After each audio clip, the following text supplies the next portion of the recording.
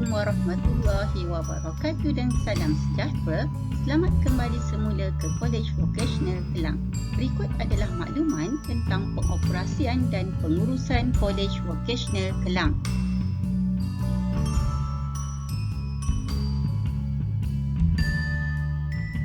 Seperti yang tercatat dalam takvim pengajian akademik Kolej Vocasional tahun 2021-2022, para pelajar SPM tahun 2 semester 3 akan mengikuti PDP selama 3 minggu secara bersemuka bermula daripada 1 November 2021 sehinggalah 19 November 2021. Perkara baharu dalam garis panduan pengurusan dan pengoperasian sekolah 3.0. Pertama adalah vaksinasi, yang kedua adalah ujian kit kendiri, yang ketiga adalah keselamatan warga kolej. Pengoperasian dan pengurusan kolej dari segi kehadiran, pelajar perlu hadir tanpa penggiliran dan akan tinggal di asrama sepenuhnya. Penambahbaikan SOP, pemakaian pelitup muka adalah diwajibkan manakala pelitup muka berganda digalakkan. Pelajar bergejala tidak dibenarkan mendaftar masuk asrama. Memastikan pengudaraan yang baik dari dalam kelas dan dom asrama. Membuat ujian kendiri COVID-19 kiranya pelajar bergejala di kolej ataupun di asrama. Terdapat kelonggaran peraturan iaitu pelajar dibenarkan memakai pakaian yang sesuai dan kemas serta sopan sekiranya pakaian seragam yang ada tidak lagi sesuai untuk dipakai. Ketidakhadiran pelajar dengan surat pemakluman ibu bapa tidak dianggap sebagai satu kesalahan disiplin. Keselamatan dan kesihatan pelajar. Yang pertama, pelitup muka perlu dipakai pada setiap masa. Pelitup muka berganda adalah digalakkan. Yang kedua, penjarakan fizikal sekurang-kurangnya 1 meter pada setiap masa. Yang ketiga, mencuci tangan dengan air dan sabun. Yang keempat, pensanitasi tangan boleh digunakan jika tiada air dan sabun. Yang kelima, saringan kesihatan dilaksanakan setiap hari di pintu keluar asrama. Yang keenam, jika suhu 37.5 darjah Celsius dan pelajar bergejala, maka pelajar akan dimasukkan ke dalam bilik isolasi. Peraturan keselamatan, memastikan pelajar mengemukakan borang pengisytiharan kesihatan semasa pendaftaran masuk ke asrama. Aktiviti keluar iaitu outing dan pulang bermalam tidak dibenarkan sehingga dimaklumkan oleh KPM dari semasa ke semasa. Ibu bapa atau penjaga tidak dibenarkan untuk melawat anak-anak jagaan di asrama sehingga dimaklumkan oleh KPM dari semasa ke semasa.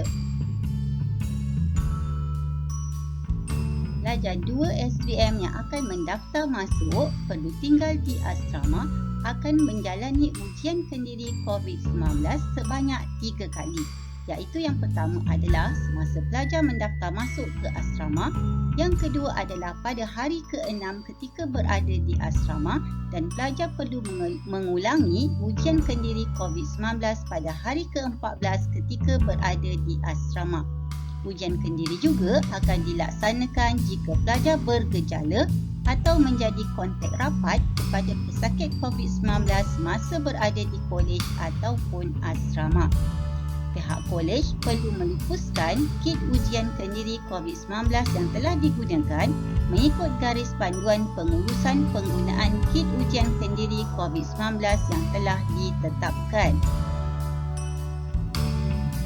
Jika keputusan ujian kendiri COVID-19 adalah negatif, ibu bapa atau penjaga drop off pelajar di asrama dan balik selepas urusan selesai untuk mengelakkan kesesakan. Jika keputusan ujian kendiri COVID-19 adalah invalid, pelajar perlu mengulang semula ujian tersebut. Jika keputusan ujian kendiri COVID-19 adalah positif, kolej akan memaklumkan kepada PKD dan melaporkan dalam sistem aplikasi data COVID serta pelajar perlu mengemas kini dalam MySejahtera. Tindakan ibu bapa atau penjaga jika anak positif, ibu bapa atau penjaga perlu membawa balik pelajar dan pergi ke fasiliti kesihatan untuk tindakan selanjutnya. Ibu bapa boleh menghantar semula anak-anak ke asrama selepas tamat tempoh kuarantin. SOP penggunaan kit ujian kendiri COVID-19 adalah seperti berikut. Pertama, baca arahan penggunaan kit. Kedua, periksa kit adalah lengkap dan tidak luput tarikh. Ketiga, cuci tangan bagi menghindari kontaminasi.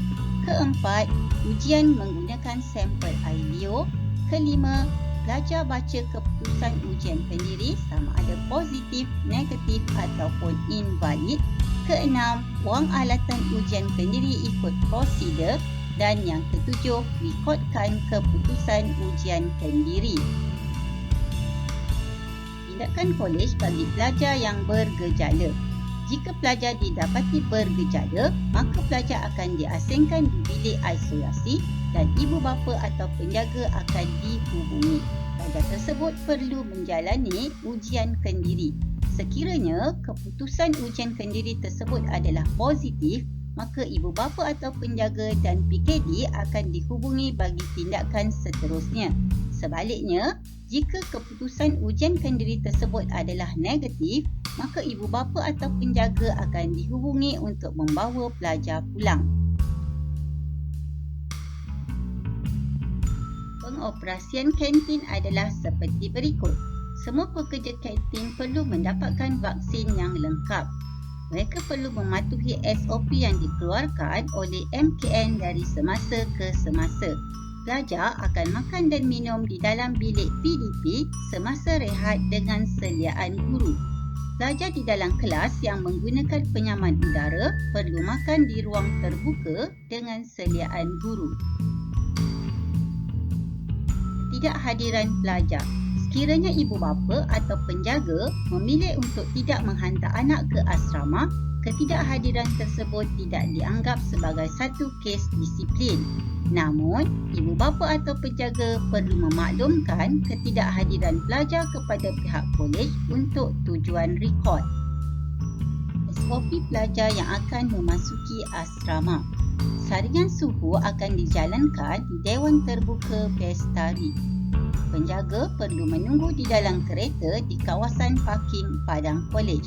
Para pelajar perlu mengambil sampel air liur secara kendiri seperti yang dinyatakan pada arahan kit. Pelajar melakukan ujian kendiri COVID-19 dengan sendiri mengikut arahan kit. Kemudian, para pelajar mengambil keputusan ujian dalam tempoh masa yang ditetapkan. Pensyarah bertugas akan merekod keputusan ujian kendiri COVID-19 sama ada positif ataupun negatif. Para pelajar perlu menguruskan sisa klinikal ke dalam plastik khas. Pensyarah bertugas akan memaklumkan arahan seterusnya kepada pelajar mengikut keputusan ujian kendiri COVID-19.